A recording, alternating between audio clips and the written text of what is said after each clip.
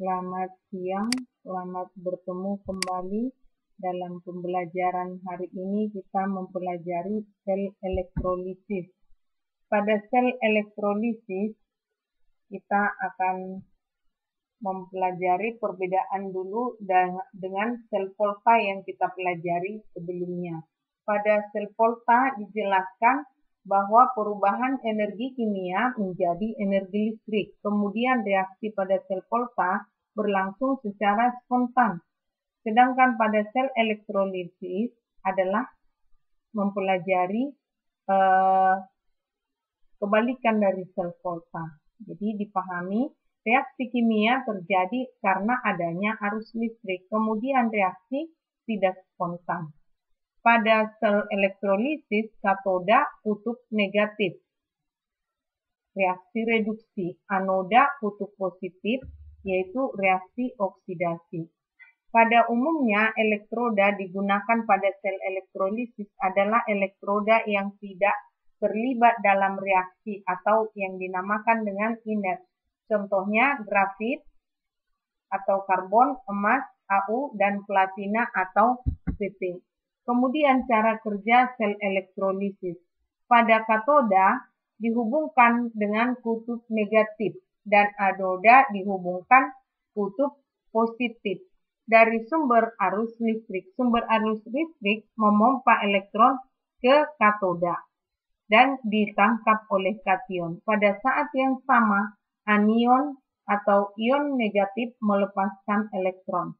Elektron ini dikembalikan ke sumber arus listrik melalui anoda. Akibatnya, permukaan anoda terjadi oksidasi terhadap anion.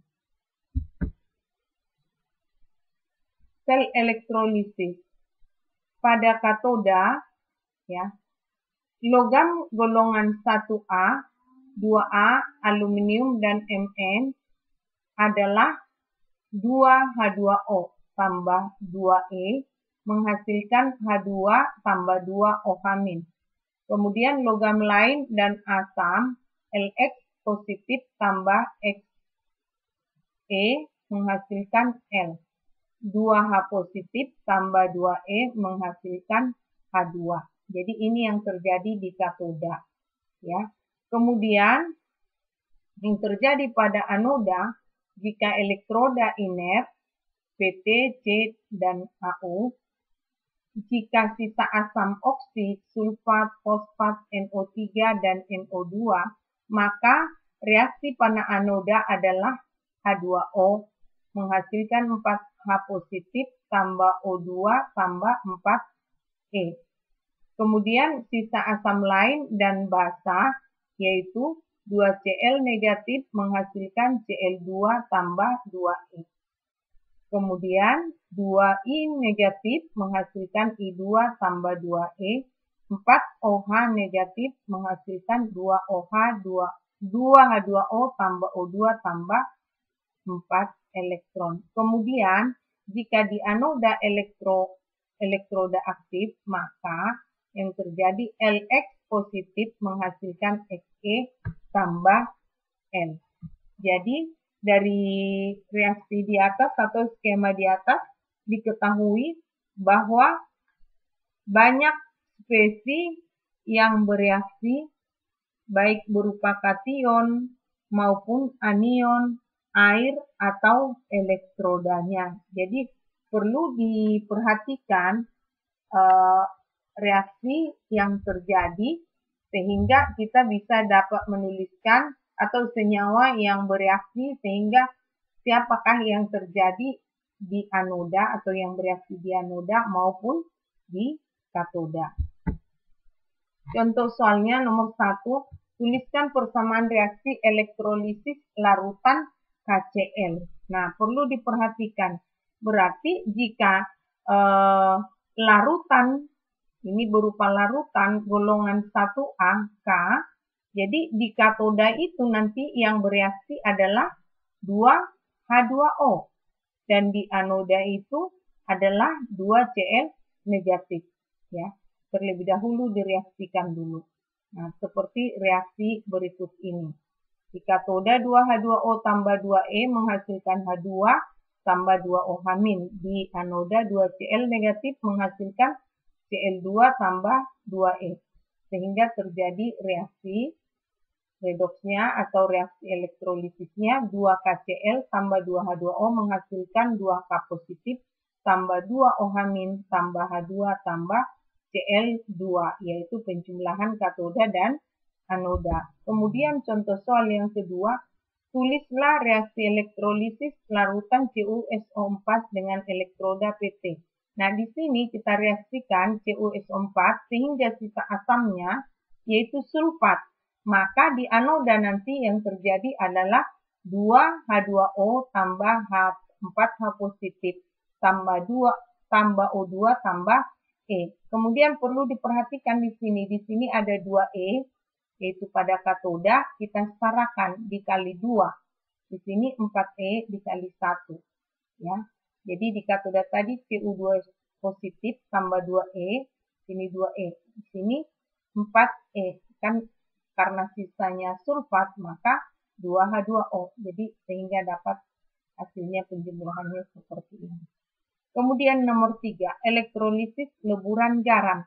Nah, umumnya dilakukan untuk mendapatkan logam-logam yang tidak bisa diperoleh dari elektrolisis larutannya.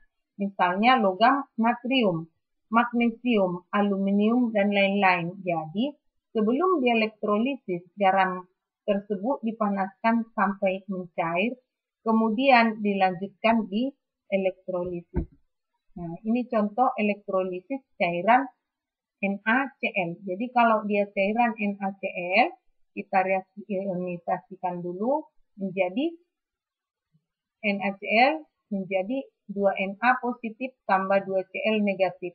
Di katodanya tetap 2Na positif tambah 2E menghasilkan 2Na. Di anoda 2Cl negatif menjadi Cl2 tambah 2E. Sehingga hasilnya 2NaCl menghasilkan 2Na tambah Cl2. Kemudian 4. Pelapisan logam besi dengan nikel.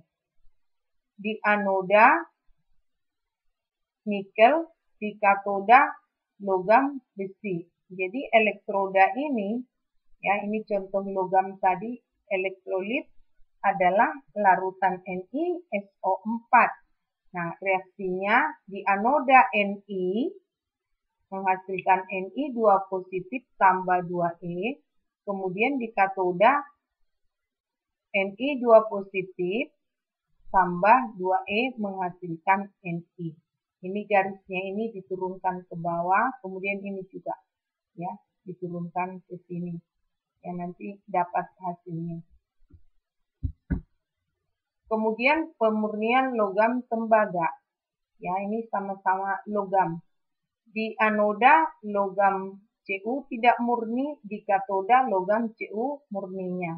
Nah, larutan elektrolitnya adalah larutan CuSO4. Jadi reaksinya Cu tidak murni menjadi Cu2 positif tambah 2E. Cu2 positif tambah 2E menghasilkan Cu2 positif. Hasilnya juga ya ternaik tadi, hasilnya menjadi Cu tidak murni menjadi Cu murni. Inilah ragam-ragam dari atau jenis-jenis dari reaksi elektrolisis. Contoh reaksi elektrolisis. Kemudian kita masuk ke hukum Faraday dan penerapannya. Yang pertama hukum Faraday 1 yang berbunyi jumlah zat yang dihasilkan di masing-masing elektroda sebanding dengan jumlah arus listrik yang dialirkan ke dalamnya. Misalnya Ag positif tambah E menghasilkan, ini turunkan ke sini, menghasilkan Ag. Artinya 1 mol elektron di sini setara dengan 1 mol Ag. Perbandingan koefisiennya di sini 1, di sini 1. Nah, sehingga 1 mol elektron sama dengan 6,02 kali 10 pangkat 23 elektron kali 1,602 kali 10 pangkat negatif 19 kolom per elektron, yaitu sama dengan 96.500 kolom. Kemudian 1 mol elektron setara atau sama dengan 1 Faraday, atau 1 Faraday sama dengan 96.500 kolom. Jadi mol Ag yang dihasilkan setara dengan mol elektron. Rumus untuk hukum Faraday 1 yaitu W sama dengan E kali F, atau W sama dengan E kali Q dibagi 96.500. Karena Q sama dengan I kali T, maka W sama dengan I kali T bagi 96.500. Artinya atau keterangannya, W di sini adalah berat zat yang dihasilkan. Kemudian E adalah berat ekuivalen zat, yaitu massa atom relatif zat dibagi bilangan oksidasi. Kemudian I kuat arus satuan ampere, T waktu satuan detik, Q muatan listrik satuannya kolom, dan F kuat arus dalam Faraday. Kemudian hukum Faraday 2 berbunyi, arus listrik yang sama dialirkan ke dalam beberapa sel elektrolisis, maka jumlah zat yang dihasilkan di setiap elektroda sebanding dengan berat ekuivalennya. Misalnya larutan AgNO3 dan CuSO4 dielektrolisis bersamaan, maka jumlah logam Ag dan Cu yang dihasilkan sesuai rumus sebagai berikut. Massa Ag atau perak berbanding dengan massa Cu atau WAg berbanding dengan WCu sama dengan berat ekuivalen Ag berbanding dengan berat ekuivalen Cu. Ag di sini perak, atom relatif perak 108. Bilangan oksidasi perak atau Ag sama dengan positif 1. Jadi atom relatif per bilangan oksidasinya 108 dibagi 1. Kemudian Be di sini AR-nya 63,5. Bilangan oksidasi Cu sama dengan 2. Jadi 108 per 1 dibagi 63,5 per 2.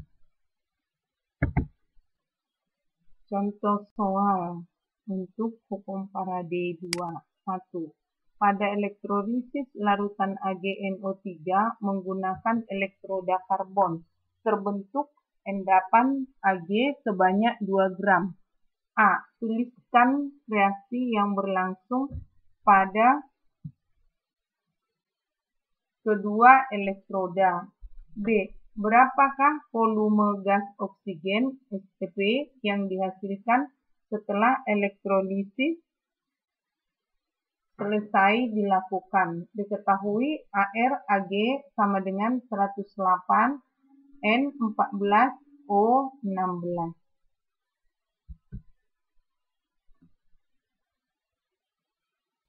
Jawab A. Pada katoda Ag positif tambah E menghasilkan Ag. Kemudian pada anoda 2H2O menghasilkan 4H positif tambah O2 tambah 4E. Sehingga kita kalikan yang di katoda kali 4, yang di anoda kali 1. Karena pada katoda elektronnya 1, pada anoda elektronnya 4. Sehingga dapat reaksi elektrolisisnya menjadi 4 Ag positif tambah 2H2O menghasilkan 4 Ag tambah 4H positif tambah O2. Kemudian volume O2 dalam 2 gram Ag yaitu kali 1 mol Ag kali 1 mol O2 dikali dalam keadaan STP dikali dengan 22,4 liter. Jadi 108 gram Ag sama dengan 4 mol Ag sama dengan 1 mol oksigen sama dengan 0,1 mol liter. Demikian pertemuan kita pada siang hari ini. Semoga bermanfaat untuk pembelajaran untuk anak-anakku sekalian. Pada pertemuan hari ini akan ada nanti tugas-tugas sehingga kalian dapat berlatih dari buku-buku atau dari contoh-contoh yang Ibu berikan. Selamat siang.